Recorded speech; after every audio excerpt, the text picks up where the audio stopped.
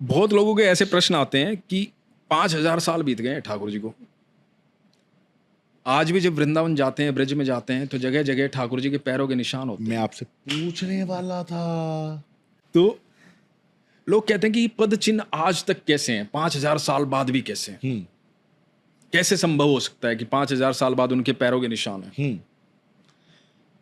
तो बड़ा सुंदर सा उत्तर है इसका, बड़ा भावुक करने वाला भी है। तो जब ठाकुर जी चले गए मथुरा, तो गोकुल छोड़कर जब मथुरा गए थे कंस का वध करने, तो उस समय ब्रिज के हालत है ना, वहां गोकुल के हालात बड़े बेकार हो गए थे। नंद बाबा जो एकदम खुशहाल दिखाई देते थे, बहुत कमजोर हो गए थे। हर समय कान्हा कान्हा। यशोदा मैया टूट गई थी बिल्कुल, बहुत याद आती थी ठाकुर जी की। गोपियां जो खिली खिली इधर उधर कूदती फांदती थी, सब उदास हो गई थी।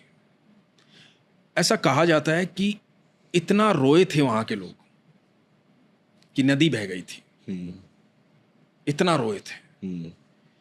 तो जब चले गए ना, तो सिर्फ यादें थी कृष्ण की वहां, और कुछ नहीं था। तो कृष्ण जहां जहां चले थे ना, वहां पर किसी को आने नहीं दिया गया। उन पद चिन्हों को सुरक्षित किया गया कि मेरे कृष्ण यहां पर खेले, यहां पर चरण रखे, यहां पर चरण रखे। तो उनको सबको सुरक्षित किया गया। सिर्फ यादें थी कृष्ण की, तो वो कृष्ण की सारी यादें संजोई गई। इसलिए उनके जो पद चिन्ह थे वो सुरक्षित किए गए कि नहीं, ये कृष्ण के पद चिन्ह है, इस पर अब कोई नहीं चलेगा। उन पद चिन्हों को देख करके रोते रहते थे वहां के लोग।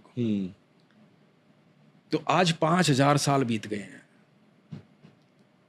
आज गोपियां नहीं है, नंद बाबा नहीं है, यशोदा मैया नहीं है, लेकिन कहीं ना कहीं कोई नंद बाबा के रूप में रो रहा है, कोई यशोदा मैया के रूप में रो रहा है, कोई गोपियों के रूप में रो रहा है। सब आज भी उसी पीड़ा में है कि कृष्ण कहाँ है। तो कृष्ण के वो पद चिन्ह है ना, इसलिए वहां जब जाते हैं तो दिखाई जाते हैं कि यहाँ कृष्ण के चरण चिन्ह है, यहाँ कृष्ण के चरण चिन्ह है। वो तब से सुरक्षित रखे जा रहे हैं।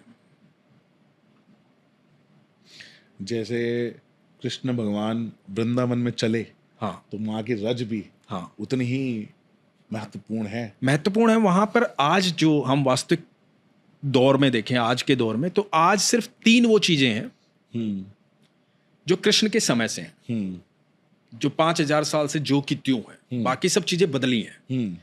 तो वो 3 चीजें क्या है? गिरिराज जी, यमुना महारानी और ब्रिज की रज। और ब्रिज की रज, उसकी ताकत मैं आपको बताता हूं बड़े साधारण से उत्तर से।